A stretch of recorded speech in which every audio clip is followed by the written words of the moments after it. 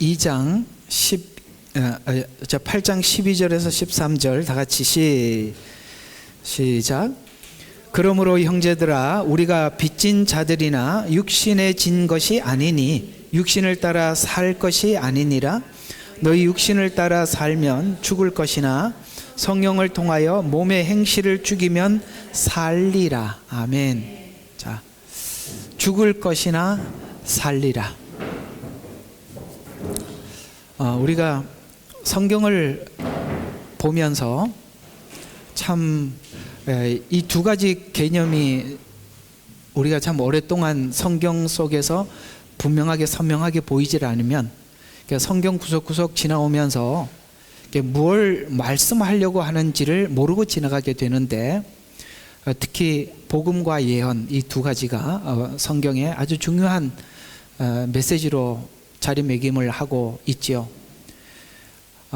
복음에 대해서도 정확한 이해가 없으면 어디를 보면 꼭 은혜를 강조하는 것 같고 어디를 보면 율법을 강조하는 것 같아서 어떤 사람은 율법을 쥐고 성경을 해석하기 시작하기도 하고 은혜를 쥐고 성경을 해석하기도 하는데, 그 둘의 조화를 모르면 분명히 어떤 쪽으로 가든지 잘못 가게 되어 있는 것이 성경의 길입니다.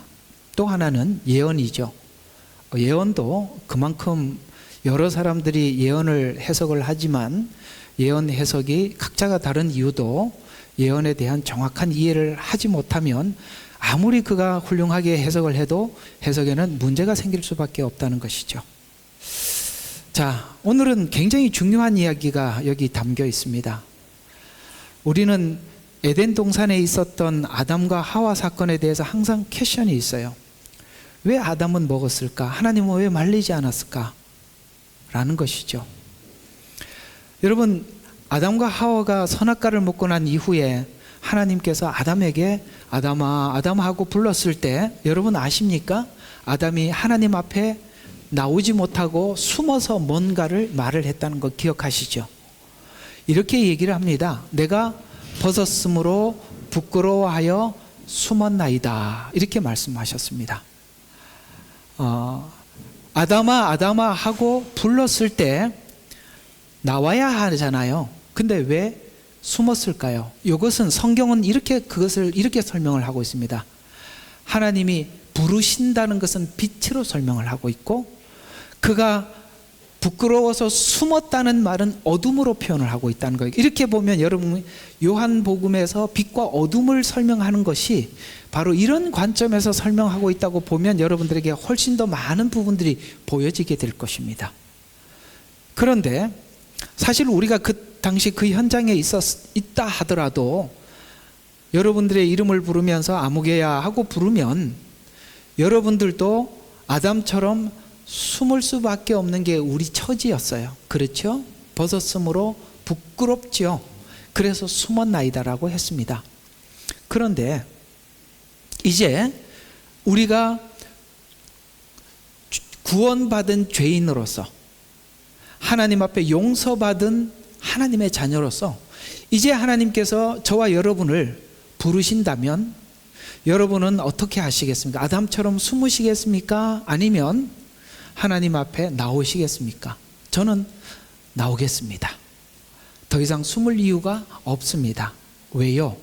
주님께서 우리의 죄를 용서하시고 피 흘려 우리를 구속하셨기 때문에 그렇습니다. 만약에 그 사건이 없었더라면 우리는 숨을 수밖에 없겠죠. 그러나 이제는 우리가 복음 안에서 예수 그리스도 안에서 구원을 얻은 자로서 우리 하나님의 그 부르심 앞에 더 이상 부끄럽지 않고 당당하게 나올 수 있게 만든 것이 예수 그리스도의 십자가의 복음이다 라고 오늘 8장에서는 그 이야기를 오늘 이렇게 풀고 있어요. 자, 우리 12절에 보면 자, 이렇게 하나하나 살펴보면 이런 이야기합니다. 자, 오늘 제목을 하나 여러분들에게 먼저 이렇게 분명한 못을 받고 설명을 하면 여러분들에게 큰 도움이 될 것 같습니다. 성경 안에 흐르고 있는 중요한 메시지는 무엇이냐면 바로 이 복음에서 가장 중요한 게 뭐냐면 우리가 하나님 앞에 주님께서 우리에게 요구하시는 모든 요구들이 의무가 안 되고 우리에게 자발적이 되었다는 것입니다. 쉽게 말해서 이걸 이렇게 표현하면 되게 좋겠는데요. 우리의 자유의지를 하나님 앞에 바꿔놓은 겁니다. 성경에서 가장 우리에게 강조하고 싶은 게 십자가가 뭘 했냐 이거죠. 우리에게 뭘 했냐라고 이야기를 하면 우리는 단순하게 예수 믿어 천국 가게 했습니다라고 얘기하는 건 맞지만 실제 하나님이 하고 싶었던 것은 그게 아니라 우리 마음을 바꿔놨다는 거예요. 예레미야서에서 말씀하고 있어요. 굉장히 중요한 이야기를 한번 했죠. 뭐라고 했어요? 하나님께서 그 날이 되면 주님께서 우리 마음속에 오셔서 하나님의 말씀을 우리 마음속에 넣어준다고 했어요. 속에. 이게 이제 달라진 겁니다. 속에 들어와서 뭘 했냐면 우리 자유의지가 하나님 앞에 이제는 의무가 아니라 하나님의 말씀이 의무로 받아들이는 것이 아니라 자발적인 즐거움으로 하나님의 말씀을 받는 사람으로 됐다는 것이죠. 이것이 여러분들에게 충분히 이해가 돼도 좋고 안 돼도 좋습니다만 그러나 우리가 의무로도 할 수 있어요. 왜 의무로 할 때는 하나님의 말씀이 옳다는 것에 대해서 우리는 동의하기 때문에 이해는 안 돼도 동의합니다. 그래서 우리가 충분하게 이해가 안 되더라도 의무라도 할 수 있게 된 것이 이해가 가요? 그러니까 의무가 아닌 것은 하지 말라는 얘기가 아니에요. 의무로라도 할 수 있게 된 것은 내가 이해가 충분히 안 가더라도 하나님의 말씀은 무조건 옳다는 것에 대해서 동의한다는 것이죠. 그래서 우리는 의무든 자발이든 하나님 앞에 모든 것은 동의하고, 그래서 똑같이 다시 우리 에덴으로 돌아가서 아담아 하고 불렀을 때 우리는 더 이상 숨을 이유가 없다는 것이죠. 이게 바로 성경이 우리에게 한 일이에요. 그것이 하나님이 예수 그리스도를 통해서 우리 마음 가운데 바꿔놓은 것이 이게 복음의 핵심이라는 것이죠. 그래서 오늘 이야기가 이렇게 설명이 됩니다. 여러분, 이 로마서에서는 그러므로라는 말이 굉장히 많이 등장을 하고 있어요. 그러므로가 중요한 부분은 뭐냐면 왜 그러므로 이렇게 가느냐면 앞에 걸 이해를 해야 뒤에 접속사 이해가 가요? 이걸 알아야 다음에 넘어가고 이걸 알아야 다음에 넘어가기 때문에 그러므로를 계속 쓰는 겁니다. 그러니까 우리 신앙에는 로마서에서 그러므로가 굉장히 많아요. 근데 그 그러므로가 되기 이전에 내가 알고 있던 그러므로에 머물 수 있어요. 그러나 하나님께서 그걸 충분히 이해시키고 다음 그러므로로 또 넘어가는 거예요. 그래서 우리가 하나님을 아는 지식이 이렇게 계단처럼 그러므로 다음 계단 그러므로 이렇게 가는 거예요. 근데 여기 이제 8장까지 왔잖아요. 8장은 거의 마무리 지점 아닙니까? 그러면 이거는 지금 여러분들이 1장부터 7장까지 모든 이야기를 소화하고 그러므로까지 온 거니까 오늘 이야기는 이 그러므로라는 접속사는 십자가 복음이 우리에게 주신 은혜에서 지금 8장에 굉장한 선언을 했어요. 그리스도 예수 안에는 정죄함이 없나니라고 설명을 했습니다. 그리고 여기 그러므로가 등장하고 있다고 본다면 다시 우리 처음에 제가 여러분들에게 말씀드렸던 에덴 동산으로 가보면 아담아 하고 불렀을 때 하나님은 분명히 네가 왜 먹었느냐라고 정죄할 겁니다. 그러나 그 손에 뭐가 있었어요? 가죽옷을 들고 불렀다는 거예요. 그래서 그 가죽옷을 준비했다는 걸 우리가 믿기 때문에 내가 부끄럽지만 하나님 앞에 나올 수 있게 됐다는 거예요. 그래서 우리는 하나님 앞에 담대함이 있는 거예요. 참 복음이 우리에게 죄인으로 살지만 자유를 준 거, 이게 무슨 뜻인지 아시겠습니까? 아직 우리가 성화되지 않는 죄인 맞아요. 그럼에도 불구하고 우리 하나님 앞에 담대할 수 있는 것은 우리는 예수 그리스도의 이름으로 인해서 우리 하나님 앞에 무엇이든지 나갈 수 있게 됐다는 것이죠. 그런 측면에서 오늘 8장 1절에 예수 그리스도 안에 정죄함이 없는 자리에서 우리에게는 뭐가 생기기 시작했냐면 하나님 앞에 빚진 자라는 마음이 우리 생애 속에 가장 무겁게 자리 잡고 있는 것입니다. 빚진 자. 오늘 그 얘기를 좀 하려고.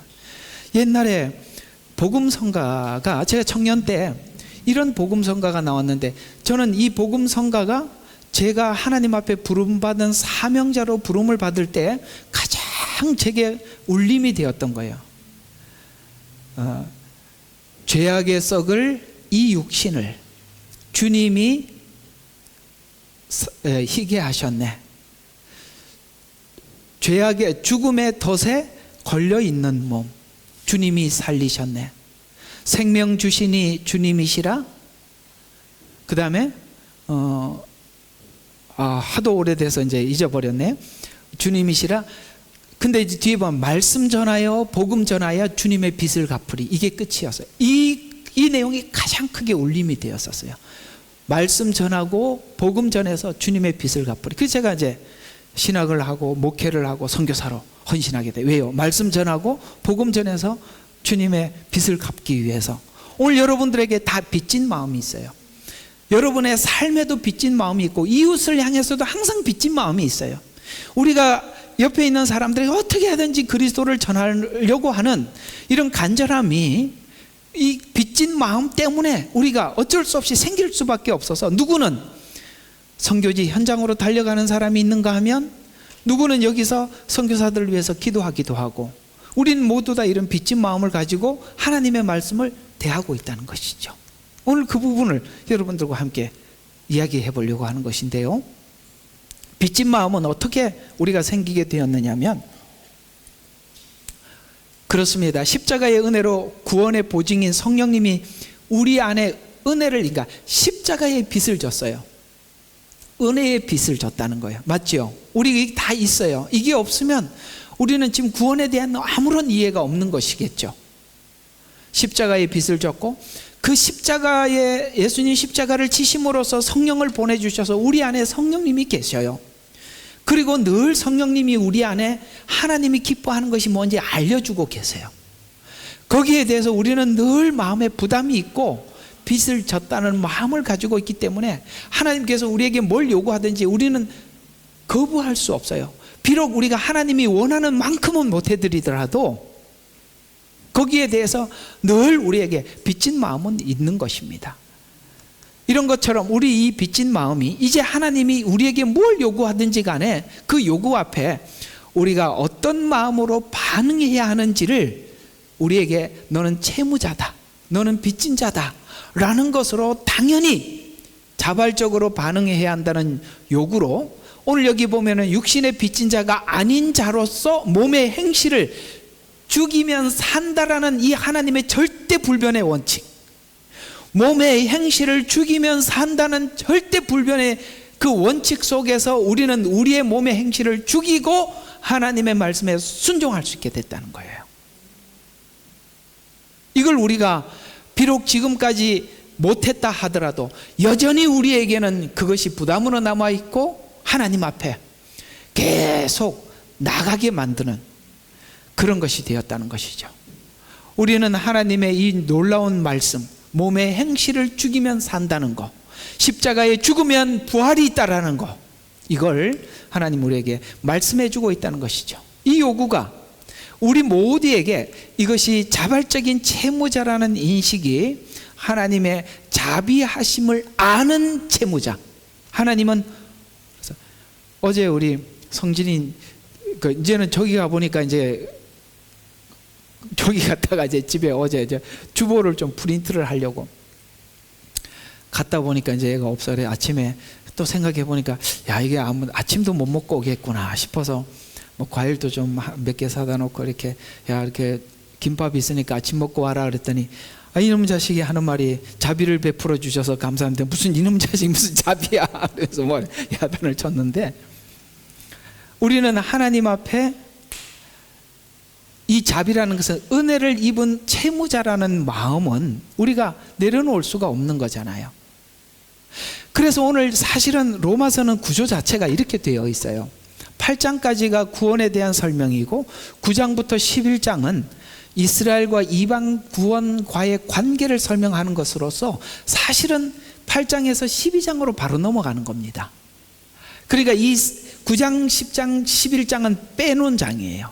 다른 이야기란 말이에요. 그러나 원래 그대로 하자면 8장에서 12장으로 연결이 돼요. 이렇게 되게 돼 있어요. 이해가 가요? 여기에 빠져 있는 거거든요. 그러면 8장에서 12장으로 넘어가면 이렇게 된 거예요. 하나님의 사랑에서 끊을 수 없느니라 이렇게 끝이 나요. 구원이 하나님과 사랑 안에서 연결이 되어 있다고 이렇게 구원을 설명을 하다가 12장에 가서 우리에게 요구를 하는 거예요. 하나님 앞에 이렇게 얘기합니다. 너희 몸을 하나님이 기뻐하는 산제사로 드리라. 아까 뭐라 그랬어요? 몸의 행실을 죽이면 산다 그랬어요. 연결을 잘 시켜야 돼요. 몸의 행실을 죽이면 산다고 했고 12장에 가서는 뭐라고 했다고요? 하나님 앞에 너희 몸을 드리라고 한 것은 오늘 여기에서 몸의 행실을 죽이는 것 이렇게 나온 거예요. 연결이 되시죠? 하나님께 제사로 드리라는 것은 제사는 죽은 자가 드리는 거니까. 그렇죠? 여기대로 표현하자면 몸의 행실을 죽이는 것 이렇게 되는 것이잖아요. 몸의 행실을 죽이니까 12장에 이웃에게 오리를 가자면 십리를 가고 왼뺨을 치면 오른뺨을 돌려대고 이게 되더라는 것이죠. 하나님이 거기까지 가자는 거예요. 남이 원하는 것이 뭔지 먼저 파악하고 도와주라는 거예요. 진짜 우리가 예수 그리스도 안에서 살다 보면 남이 필요한 걸 말해서 아는 게 아니라 무엇이 필요한지 미리 먼저 알게 되는 거거든요. 이게 흔히 말하는 배려하는 인생을 사는 거예요. 여러분들이 세상 사람들은 그래요. 남이 뭐가 필요한지 알면서도 안 해주죠. 예를 들어서 예루살렘에서 여리고로 내려갔던 사람이 어떤 사람이 강도를 만나서 죽게 되었어요. 그는 절대적으로 남의 도움이 필요한 상태예요. 그런데 율법으로는 그걸 할 수가 없지만 사마리아인 은혜 받은 자는 자발적으로 가서 하더라는 이야기거든요. 이건 무슨 이야기일까요? 남의 필요를 어떤 사람의 상대방의 어떤 필요가 보이면 그것이 그 사람이 필요하다는 걸 누구나 더 우리는 거기에 대해서 빚진 마음을 가지게 되는 거예요.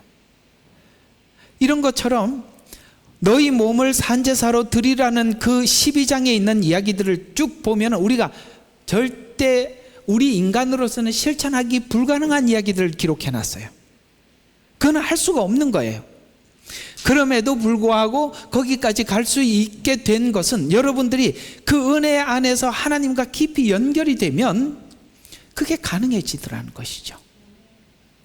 그래서 자비의 빚진 자다라는 설명을 하기 위해서 온 것인데 산제물로 하나님께 너희 몸을 드리라는 말은 신자가 자발적으로 하나님께 마음껏 자신을 드릴 수 있기 위해서 정죄가 아닌 자비로운 은혜의 기초 위에 신앙의 기초가 세워져 있기 때문에 만일 정죄가 제거되지 않으면 하나님께 드리는 모든 것은 뭐냐면 우리가 하나님 앞에 행하는 모든 것들은 하나님 앞에 뭔가 책망을 들을까 봐 하는 방어 아니면 보상 이런 것으로 한단 말이에요. 사실은 우리가 이 복음이라는 것이 자발적으로 여러분을 드리는 삶이라는 관점에서 복음은 이렇게 설명해 왔는데 이상하게도 여러분들이 하나님 앞에 이렇게 살면 하나님 앞에 혼납니다 라는 이야기를 듣는 바람에 자기 방어 때문에 말씀에 순종하게 되는 이렇게 잘못 성경을 해석할 수 있다는 거예요. 아까 말씀드렸죠. 복음에 대한 이해가 정확하게 알지 못하면 우리는 하나님께 어떤 책망과 하나님 앞에 고난을 방어하기 위해서 순종하는 것밖에 되지 않는단 말이에요. 이 표정들이 왜 그러세요? 이해가 가요? 네, 그렇게 많이 들어왔단 말이에요. 또 하나는 보상. 근데 이걸로 설명을 하니까 안 먹혀. 그러니까 다음에는 또 하나님 앞에 상급이니 보상이니 이렇게 해갖고 설명을 하는 거예요. 성경은 사실은 보상을 위해서 뭘 하라는 게 아니라 우리가 하나님 앞에 받은 은혜에 자발적으로 반응하게 돼 있다. 이게 당연한 반응이잖아요. 사랑에는 반응이 나타나게 돼 있대. 아, 진심으로 누군가가 사랑하는데 내가 아무 맹송맹송 이렇게 할 수는 없는 게 사랑이라는 특징이 그렇잖아요. 상대방이 나를 사랑하는 것을 이용하는 것이 보상 아니겠어요? 그럴 수 없는 거잖아요. 이런 것들이 전부 다 성경을 잘못 보는 것이에요. 율법과 은혜의 조화, 이게 어떻게 조화롭게 설명이 되어 있는지, 그 다음에 우리 자유의지를 어떻게 바꿔놨는지를 이걸 딱 관점을 정확하게 잡지 못하면 자꾸 복음이 율법으로 흐르기도 하고 잘못 은혜로 흐르면 이 둘 다 잘못 가는 거예요. 아무리 잘 설명해도 잘못 가게 돼 있어요. 그래서 보상으로 드리는 것이 되기 때문에 그렇습니다. 또한 복음이 정리한 것은 율법이 하는 압박이 아닌 자비의 인식이라고 말씀하고 있는데, 하나님께서 나를 받아주실까가 아니라 이미 우리를 받아주셨다. 왜요? 죄인 되었을 때 우리를 사랑하셔서 우리를 구원하셨어요. 이미라는 걸 잊어서는 안 된다는 것이죠. 그간 자비가 주셨다는 그의 자비가 근거라는 확신 때문입니다. 우리는 정죄를 받을 때 자신을 드림은 사망을 향했지만, 은혜 안에서 드림은 우리에게는 늘 뭘 해도 생명을 향하기 때문에, 우리가 혹 하나님 앞에 실패했다 하더라도 그것이 우리에게 유익으로 다가오더라. 왜요? 정죄는 심판이 목적인데, 하나님께서 그리스도 예수 안에서 정죄는 정죄가 아니라 교훈이란 말이에요. 그래서 본문 오늘 8장 12절과 13절을 연결해 보면, 12절이 의미하는 것은 우리가 빚진 자지만 율법적인 채무자도 아니고, 또 뭔가 공로를 쌓아야 해결하는, 천국을 가는, 뭔가를 해야 천국 가는 이런 채무자도 아니고, 생명과 은혜를 입은 채무자로서, 아멘, 생명을 얻은 자, 은혜를 얻은 채무자로서 이제는 하나님 앞에 소속이 바뀌었고, 소속이 바뀐 상태에서 채무를 이행한다는 뜻인데, 이는 소속이 어디에서 출발하는가에 따라서 결과도 완전히 다를 것이라는 뜻으로, 육신을 따라 살면 죽을 것, 우리가 그 마지막을, 결말을 알고 보잖아요. 우리가 가장 불안한 게 뭐냐, 결말을 모를 때 불안한 건데, 우리는 이미 하나님께서 예수 그리스도 안에서 생명을 얻은 자로서 가기 때문에 우리는 이쪽 길이 어떤 길이고 이쪽 길이 어떤 길인지 안단 말이에요. 우리 하나님께서 우리에게 주신 복음의 축복은 뭐냐면, 사람들이 어둠 속에 살고 있었기 때문에 어둠 속에 결말을 모르는 상태에서 사니까 정말 우리가 막장 드라마인 거야, 인생이. 그러나 우리가 살아가고 있는 세상에 빛을 비춰줘서 내가 지금 있는 현장이 어딘지 알고, 그 다음에 가야 할 방향을 제시해 주셨기 때문에 우리가 이쪽 길의 끝과 저쪽 길의 끝, 어둠의 끝, 빛의 끝을 우리가 알고 간단 말이에요. 그러니 우리는 몸의 행실을 죽이면 살리라라는 이 선언이 우리에게 작은 이야기가 아니라 우리에게 엄청나게 중요한 이야기라는 거예요. 그래서 우리는 몸의 행실을 죽일 수 있는 자로 부르셨다는 것이죠. 이 설명이 왜 하나님 말씀을 따라 순종하는 것이 진정한 축복인지 말해주는데, 이 내용이 에덴 동산에서 왜 아담이 먹지 않는 것이 축복이었는지 그들이 몰랐기 때문에 먹었잖아요. 육신을 택했잖아요. 죄를 택했잖아요. 맞죠? 몰랐기 때문에. 우리는 예수 그리스도께서 오셔서 빛을 비춰줬기 때문에 우리는 다 알잖아요. 여러분들이 똑같이 에덴 동산의 그 사건 앞에 우리가 복음을 아는 자로서 만약에 사단이 와서 그렇게 말을 하면 여러분들이 받아들이겠습니까? 안 받아들이죠. 아담은 하나님과의 아무런 관계가 없었기 때문에 그것이 의무였고, 마치 자기를 뭡니까? 하여튼 의무였고, 하나님이 주신 이렇게 먹지 말라가 자기에게 얼마나 복인지 모르니까 먹는 거예요. 우리는 이제는 그리스도를 통해서 빛을 비춰줬고 알잖아요. 근데 우리는 우리 하나님께서 똑같은 상황에서, 얘야 이거는 죄의 길이야, 갈 거냐? 이쪽은 의의 길이야 라고 하나님이 우리에게 선명하게 보여줬는데, 우리가 믿음이 약해서 어둠을 택하더라도 일로 가면 안 되는구나 하고 우리는 언제든지 돌아선단 말이에요. 이게 하나님 앞에 받은, 저와 여러분이 십자가 안에서 받은 축복들이라는 것이죠. 에덴 동산에서 선악과를 먹은 이유가 하나님 말씀을 의심하고 부정한 결과가 우리에게 소속이 되어 있는 것이 얼마나 축복된 은혜인지 드러나고 있는 중입니다. 즉 정사와 권세를 하나님께서 드러내 그 뒤에 배경이 뭐였는지 드러내서 왜 말씀에서 떠나도록 유도했는지 인지해 주는 말씀입니다. 결국 순종이 순종의 본질이 먹느냐 안 먹었느냐, 우리는 처음에 그렇게 봤죠. 이렇게 먹었다 안 먹었다, 그래서 먹으면 죄 안 먹으면 죄 아닌 거, 이렇게만 보았지만 하나님께 어디에 소속되어 있느냐는 이 소속의 축복과 신뢰의 문제였다가라고 하나님은 성경을 통해서 드러내 주시더라는 것이죠. 왜? 하나님을 신뢰하지 않았으니까 먹었다라는 거예요. 우리는 하나님이 우리의 인생을 이끌고 갖고 있다는 것에 대해서 신뢰합니다. 그래서 우리를 어디를 가든지 하나님께서 인도하셔서, 우리는 오늘 이번에 이사를 했잖아요. 이사를 하면은 사람들은 내 마음에 드는 지역이다, 여기는 뭐 집이 마음에 든다 안 든다 이런 걸 따지겠죠. 우리는 그런 게 아니라 하나님 뜻이 있어서 보냈다. 하나님 뜻이 뭘까? 우리는 이렇게 보는 것이지 세상 사람들이 보는 관점과 다르다 이 말이에요. 그래서 하나님과 신뢰의 문제라고 정리해주고 있는데, 사단이 하나님같이 되리라는 교만을 부추겨서 이제는 어떻게 우리를 죄를 짓게 만드는지 알게 되었단 말이죠. 하나님같이 되리라. 사람들은 모두 다 사람들은 모두 다 그런 마음이 있어요. 자기 앞에 와서 굴복하고, 그렇죠? 자기 말을 듣고 권세가 있고, 이상하게 높은 자리에 올라가면 사람들이 눈에 보이는 게 하나도 없나 봐. 말하는 거 보면은 이게 인간이 할 말이 아니에요. 이런 것처럼 우리 마음속에는 교만이 있어요. 이런 걸 부추겨, 네가 하나님 같이 되리라. 네가 말도 정할 수 있고, 하나님이 먹지 마라, 이걸 먹어라, 먹지 마라, 하나님이 정해놨는데 네도 그거 할 수 있다는 거예요. 하나님 같이 되리라. 아시겠어요? 네, 네 마음대로 할 수 있다는 거예요. 그런 거에 현혹돼서 왜 먹었어요? 교만하니까. 또 하나님께서 이걸 하라는 것이 얼마나 너를 위한 것인지 모르니까, 무슨 말을 해도 받아들이지를 못하는 거예요. 신뢰하지 않으니까. 이런 문제가 다 꼬여 있더라는 거예요. 이런 걸 살짝 치고 들어와서 우리를 살짝 속여서 죄를 짓게 만들었다라고 하나님께서, 예수님이 십자가에서 한 게 뭐냐면 이걸 드러내 주셨다는 거예요. 보여줘요. 그 뒤에 배경을 알게 해주셨다라는 이야기죠.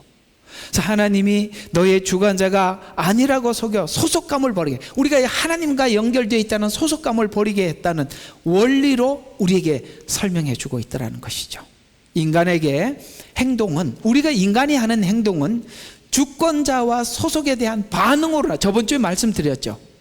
누구에게 어디에 소속되어 있느냐에 따라서 우리가 반응이 다른 거라고. 그런 것처럼 소속에 대한 반응으로 성경은 신자는 은혜의 빚진 자라는 말씀으로 신자의 소속이 하나님께 빚진 자로서 소속감을 느껴지는 자라고 정리를 해주고 있습니다. 성경의 전체 흐름을 쭉 보면 사단이 흔들었던 것이 무엇이고 하나님께서 흔들었던 것을 어떻게 정리해 주셨는지를 설명해 주는 거예요. 이게 성경 이걸 볼 줄 알아야 성경이 보인다 이 말이에요. 그래서 결국은 성경이 하고 있던 작업이 뭐냐? 주인을 바꾸는 작업이에요. 주권자, 우리의 주인을 바꾸는 작업. 그러려면 영이 바뀌어야죠. 악한 영은 떠나가고 성령님이 우리 속에 들어와야 되지 않습니까?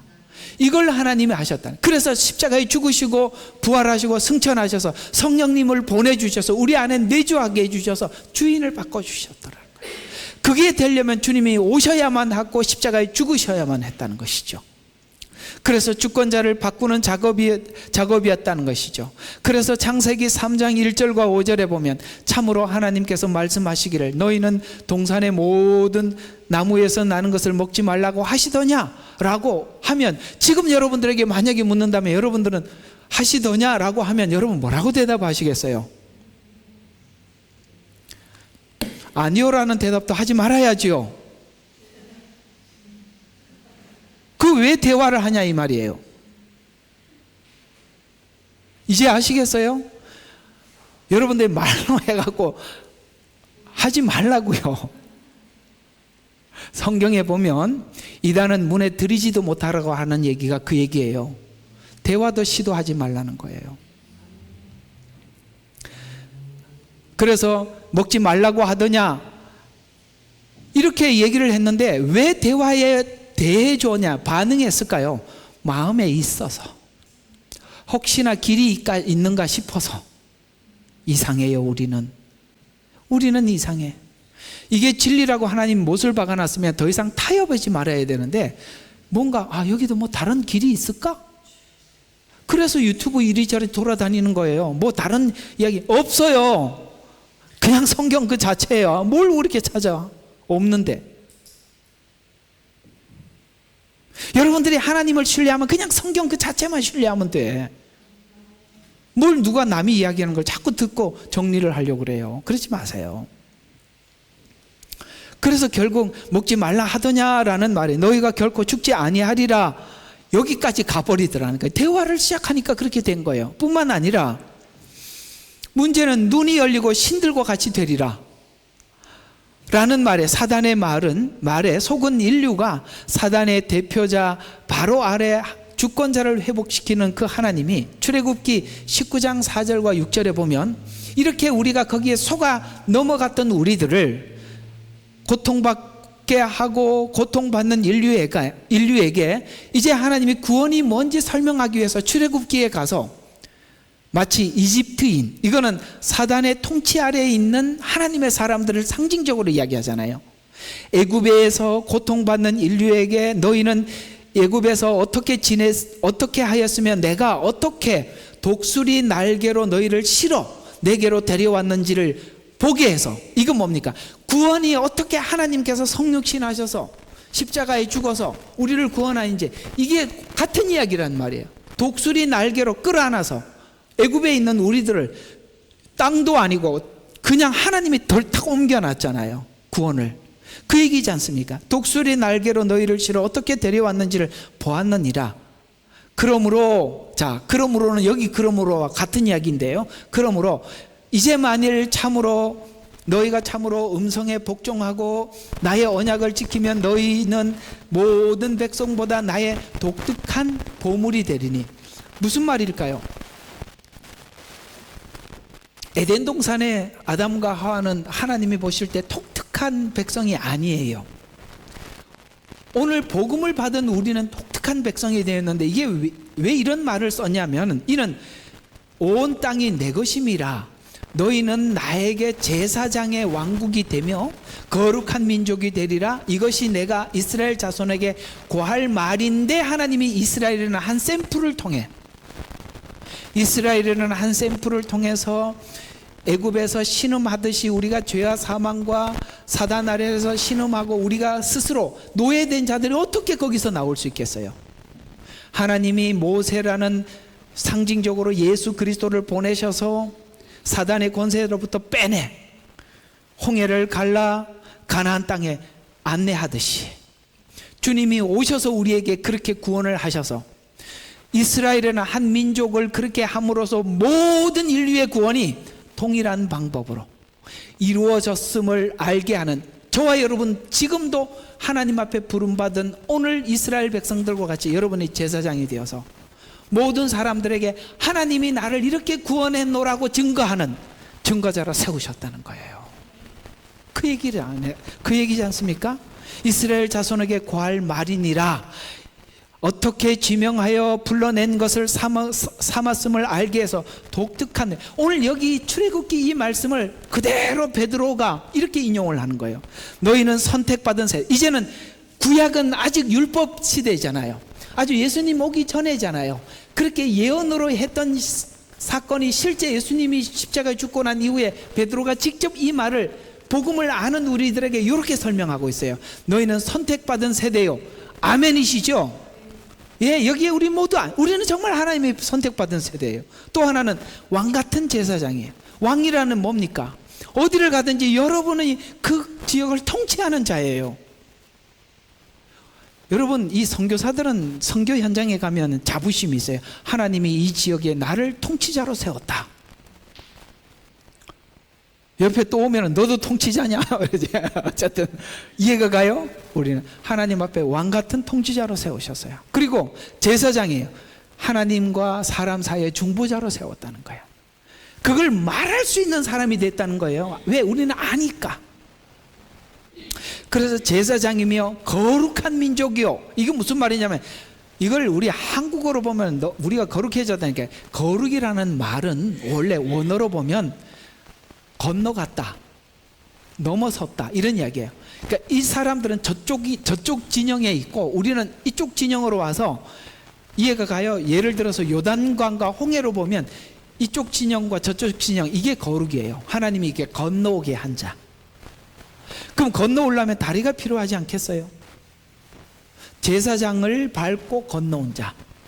제사장이 누구죠? 대제사장인 예수님을 통해서 우리가 죄 가운데서 의로 건너온 자. 그게 거룩한 민. 이거는 딴 데 이게 엉뚱하게 설명하는 사람들 정확한 개념을 가지고 들으라는 거예요. 아시겠죠? 이런 게, 이게 여러분들이, 이게 복음이에요. 그러니까 이것만 알고 있으면 뭐 이걸 가지고 이렇게 속이고 저렇게 뒤집고 안 속아요. 자, 어쨌든 거룩한 민족이요, 독특한 백성이니 이는 너희를 봐요. 왜 우리가 그걸 이렇게 되냐면 어둠에 불러내어 라는 것에 대해서 모두 다 아멘이시죠. 우리는 어둠에서 불러냄을 받은 자들이에요. 그 다음에 그 놀라운 빛으로 들어가게 하신 분, 할렐루야. 어둠에서, 여러분들, 그러니까 어둠에 불러냈다는 말은 세상 사람들은 어둠 속에 있는데, 본인이 어둠 속에 있는데 어둠 속에 있는지 모르고 살아요. 근데 우리는 어둠 속에서 나와서 빛 가운데 나와 보니까 우리가 살던 곳이 어딘지 안단 말이에요. 근데 세상 사람들은 아직 그걸 모르니까 우리가 어둠 속에 있다가 나와 본 자로서 그들에게 뭡니까? 거룩한 백성이 되고 제사장이 되고 왕이 되는 거예요. 그걸 아는, 복음을 아는 자로서. 저들은 지금 어둠 속에 있지만 어둠 속에 있다는 것을 알리는 자로 하나님이 보내셔서 그 독특한 백성이, 그래서 창세기 3장 출애굽기 19장 사이에 어떤 독특한 백성이 되었는가에 대해서는 그 과정이 선악과를 먹은 사건이 말씀하신 분의 신뢰가 없었기 때문이고, 신뢰가 없어서 정체성이 무너졌다라는 것을 우리가 전체도 다 알게 됩니다. 에덴 동산에서 왜 무슨 사건이 벌어졌었는지 다 아는 자로서 그 결과를 인지하고 돌아온 백성으로서 이제는 지난날 자유를 잃고 살다가 죄와 어둠과 죽음 안에서 신음하고 돌아온 백성으로서 그 모든 과정을 알고 이 자리까지 온 자로서, 잠깐만요. 예. 이 모든 과정을 알고 온 자로서 여기 와 있단 말이죠. 그래서 사단이 했던 거짓말, 이거 먹으면 하나님 같이 되리라가 얼마나 거짓말이고 허황된 이야기인지 아는 자로서 자기가 자기 주인이 된 것이 자유인 줄 알았어요. 그걸 왜 먹었어요? 하나님 같이 되려는 거예요. 쉽게 말해서 내가 이걸 먹으면 내가 자유가 있겠지라고 먹은 거예요.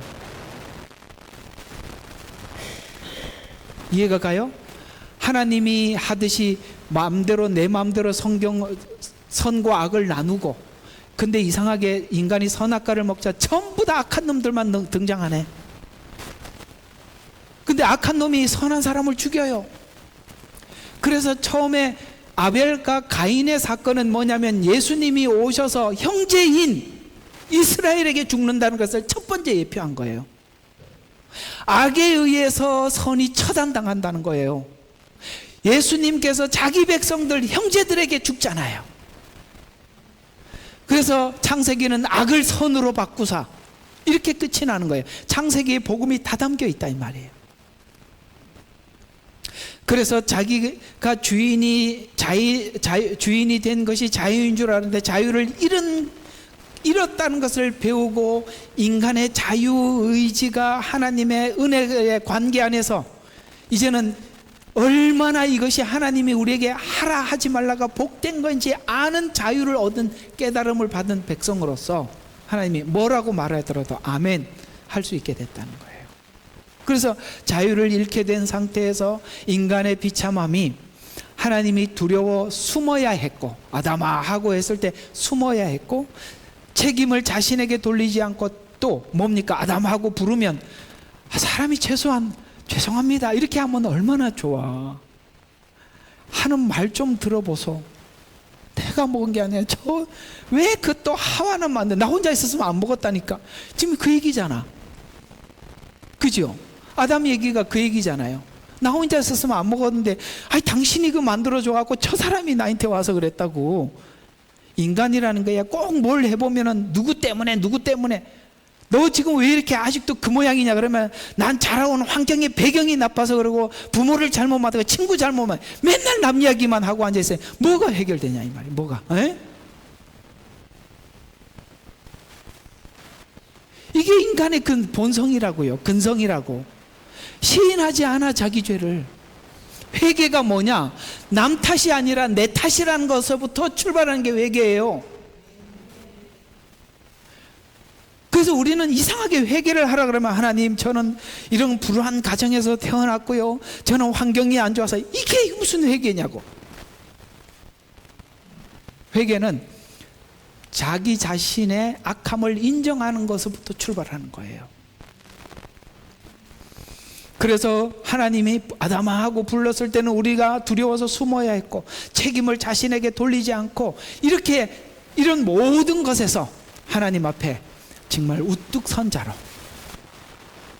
하나님 제 불찰입니다. 제 부족해서 그렇습니다. 하나님 제가 돌이키겠습니다. 아직도 이런 죄의 근성이 남아 있습니다. 이렇게 하나님 앞에 자신 있게 아담아 아담아 부르면 숨어서 가리려고 하지 않고 하나님 맞습니다. 제가 못했어요. 이렇게 말할 수 있는 사람이 되었다는 겁니다. 그게 왜 그렇게 가능해졌냐면 어떻게 독수리 아래로 너리를 실어왔는지 우리가 구원받은 과정이 어떻게 됐는지 알기 때문에 스스로 사단의 지배에서 벗어나지 못하는 자로서 우리는 거기서 충분히 신음했어요. 그래서 하나님께서 이스라엘 백성들을 400년 동안 거기서 완전히 여러분 이 4개의 세대가 바뀌고 나면요 완전히 박살나는 거예요. 정체성은.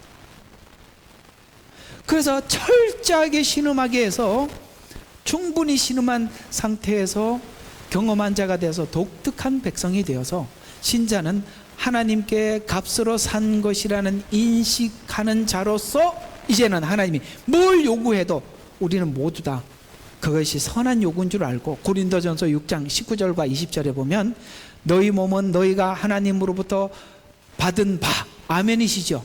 이제는 우리 몸이 아니라는 걸 안단 말이에요. 받은 바 너희 안에 계신 성령의 전인 줄 알지 못하느냐라는 말에 모르는데요 이 말 이제 더 이상 못한단 말이에요. 나는 몰라 이게 아니라 받습니다. 너희는 너희 자신의 것이 아니라 너희는 값으로 산 것이니 그러니까 값으로 샀으니까 누구 거예요? 주님 거잖아요. 주님이 샀잖아. 그래서 우리는 내 게 아니라 이 말. 산 것이니 그러므로 하나님의 것인 너희 몸과 아시겠어요? 이게 중요한 거예요. 몸과 영으로 돌리래. 사람들은 이걸 안 해. 영으로만 돌리려고 그래. 이게 가짜라니까. 지금 자유주의 신학이 그렇게 말하잖아요. 몸으로 드려, 삶으로 드리라는 거예요. 그래서 너희 몸과 너희 영으로 하나님께 영광을 돌리라. 실제 살아라. 그러므로 그리스도 안에서 값을 치러 속량받은 자로서 소속된 자며 이제 우리는 소속이 어디 있는지 알고 그다음에 빚진 자라는 이 두 가지 소속감과 빚진 자라는 이 인지한 자로서 권면 음행을 피하라는 권면을 받은 자가 된 독특한 백성이라. 그걸 하나님 말씀 때문에 거기까지 우리가 하나님 앞에 순종할 수 있게 된 것. 흑암의 생활을 충분히 아는 자로서 십자가에서 이를 해결한 예수님의 진심을 아는 자로서 골로새서 1장 13절과 14절에는 우리를 빛 가운데서 성도의 유업의 동참자가 되게 하신 아멘. 유업의 동참자. 이제는 하나님 나라를 유업으로 이음을 받을 하나님의 아들 딸로서 유업을 입을 자들로서 하나님께 감사하기를 원하노라. 한 주간 넉넉하게 살 수 있겠죠? 이걸 생각하면서 살면 여러분들 한 주간 어딜 가서 살시더라도 하나님 앞에 넉넉하게 살 수 있는 겁니다. 그분께서 우리를 흑암의 권세에서 구해내셔서 그분의 사랑하는 아들의 나라로 옮겨주셨으니, 꺼내서 옮겨주셨으니, 지금 출애굽기에 있었던 사건을 이렇게 정리하고 있는 거죠. 그 안에서 우리가 그의 보혈을 통하여 구속 곧 죄들의 용서함을 받았느니라. 왜 성경은 이런 말을 했을까요? 앞에 있는 이 권면을 에덴에서 과연 네가 음행에서 벗어나고 그 다음에 하나님의 말씀을 순종해라, 이런 말들을 하나님이 그들을 얼마나 축복하고 사랑하시고 그것이 얼마나 귀한지 에덴에서 이게 과연 먹혀 들어갔겠어요? 그러니 선악과 따먹었죠. 골로새서 1장 10절과 12절에는 주께 합당히 행함으로 모든 일을 기쁘시게 하고, 그래서 제가 항상 강조하는 게 하나님이 기뻐하느냐 기뻐하지 않느냐가 가장 중요하다고. 다 필요 없어요. 하나님이 기뻐하면은 모든 걸 다 하는 거고, 하나님 기뻐하지 않으면 무조건 싸우는 거야, 죄와. 그래서 하나님이 기쁘시게 하고 선한 일마다 열매를 맺고 하나님을 아는 지식에서 자라나며, 이게 이런 요구들을 하고 있다는 거에 대해서 이게 그냥 성경이 지나가는 이야기가 아니라 쑥쑥 들어오잖아요. 또 그분의 영광의 힘을 따라 모든 능력으로, 자, 이 뒤에 말이 너무 중요합니다. 강화하여 기쁨으로 모든 인내와 오래 참음에 이르러, 이제 내가 무엇을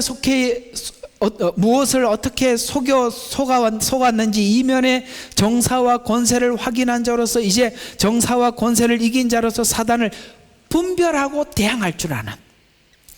그래서 모든 상황을 그냥 맞이하는 게 아니라 이걸 통해서 사단이 나에게 뭘 뺏어가려고 하나 우리가 예측할 수 있잖아요. 내 안에 있는 복음을 뺏어가려고 하고, 내 안에 기쁨을 뺏어가려고 하고, 목사님하고 여러분들 성도들의 관계를 잘라놓으려고, 성도들과 성도들 사이를 비집고, 이걸 못 보냐 이 말이에요. 그러면 사단이 와서 얘기를 하면 어떻게 해야 돼? 다시 이야기할게. 대화를 해야 돼요? 쫓아내야 돼요? 아시겠어요? 왜 대화하냐고 뻔히 알면서 왜 시작하냐 이 말이에요. 이간질하러 들어온 거 뻔히 알면서 그것이 아무런 유익이 없어요. 대화를 하다가 망하는 거예요. 아닌 거는 아예, 이건 하나님 보지, 아니라는 건 목에 칼이 들어와도 아닌 거야. 그래서 우리는 사단을 분별하고 대항할 줄 아는 신자가 된 것으로 골로새서 2장 15절과 16절에는 그는 보이지 않는 하나님의 형상, 그는 누구? 예수님이죠. 보이지 않는 하나님의 형상이고, 그분의 살아가는 모든 삶과 말과 행동은 하나님의 마음이라는 거예요. 형상이란 말이에요. 모든 피조물의 첫 태생이니 모든 것의 모델이라 이 말이에요. 첫 태생이니 만물이 그에 의해서 창조되어 하늘에 있는 것들과 땅에 있는 것들과 보이지 않는 것들과 보이는 것들과 보이지 않는 것들과 성격만 급해가지고, 자, 보호자들이나 주권자들이나 정사자들이나 권세들이나 만물이 그에 의해 창조되었기 때문이고 그에 굴복하시더라는 거예요. 왜? 주님의 오름에 피조물이고 뭐고 다 굴복하대. 천사도 굴복하고. 우리가 이 로마서 8장에 가보면 이제 다음에 나오는 이야기가 뭐냐면 피조물의 굴복에 대해서 나와요. 구원이 참 기가 막히는 게, 우리가 구원이라는 것은 성경을 신학적으로 다듬어 놓은 구원이 얼마나 큰 문제를 가지고 하자가 있는지가 한번 다음번에 설명을 할게요. 이 피조물 구원을 왜 성경이 집어넣냐면, 하나님의 구원은 범우주적이에요. 그런데 사람들은 전부 다 자기 구원이에요. 진짜 조금 험한 말로 하면 지밖에 몰라. 자기 교회밖에 몰라. 자기밖에 모른다니까. 모든 구원은 자기 중심으로 보는 거예요. 하나님은 피조물의 구원은 뭡니까? 범우주적이라는 거예요. 그 속에 내가 포함되어 있는 거지. 그래서 인류가 하나님을 떠났던 이유가 무엇인지, 떠난 후에 고통과 사망의 크기가 어느 정도였는지 다 체험하고 돌아오게 만든다는 거예요. 그래서 여러분들이 주님 앞에 돌아오는 이 시점들이 그냥 온 게 아니에요. 그쯤 하나님이 굴리고 오게 하는 거야. 많이 굴렀죠. 좌로 굴러, 우로 굴러, 뒤로 굴러, 앞으로 굴러. 가보니까 길이 막히고, 그지요? 그래가지고 여기도 아니구나, 저기도 아니구나, 이제 더 이상 길이 없는가 보다. 그때 하나님이 인도하시는 거예요. 이스라엘 백성들이 왜 신음하고 고통할 때까지 내버려 뒀을까요? 왜요? 왜 거기까지 가야 되는지 아십니까?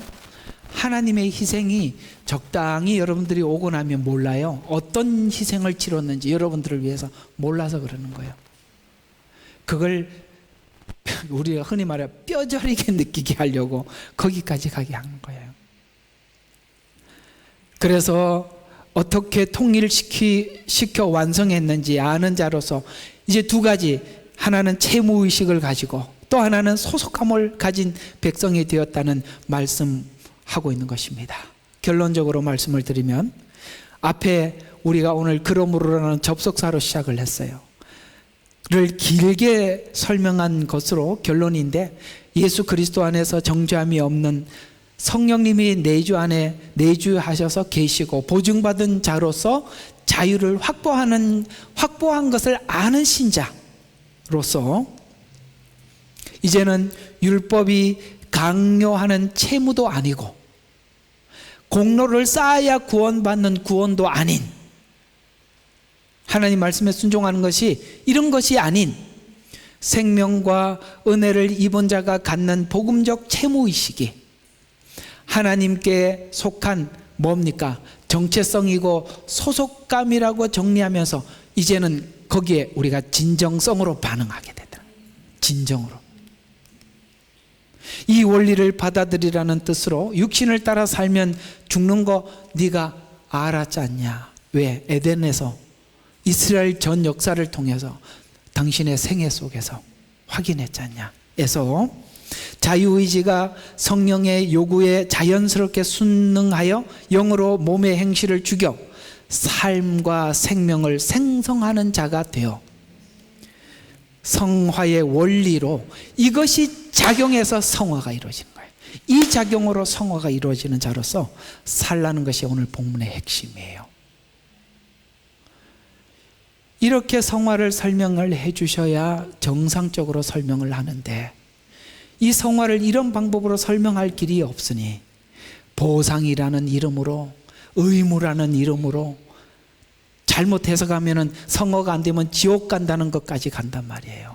어떻게 이 로마서 8장하고 연결이 되냐 이 말이에요. 안 맞잖아요. 성경하고 안 맞잖아요. 성경은 충돌하는 게 하나도 없어야 되는 거예요. 그래서 이렇게 독특한 정말 특별한 백성으로 거룩한 자로서 가진 자로서 하나님을 소개하는 제사장이 되어 여러분을 삶의 현장으로 내보내시는 겁니다. 어떻습니까? 오늘 이 말씀을 받은 자로서 자신감이 생기지 않습니까? 나 정말 하나님 앞에 사랑받는 특별한 사람이구나. 에 대한 자신감, 기쁨, 이것이 여러분의 한 주간의 삶을 움직여 주시기를 주의 이름으로 축원합니다. 기도하겠습니다. 하나님 아버지, 오늘도 귀한 말씀으로 은혜 주신 하나님께 영광을 올려드립니다. 이제는 하나님 앞에 사랑받는 자로서, 빚진 자로서 우리 하나님의 말씀을 즐겁게 순종하는 한 주간 삶이 되게 해 주시옵소서. 예수님 이름으로 기도합니다. 아멘.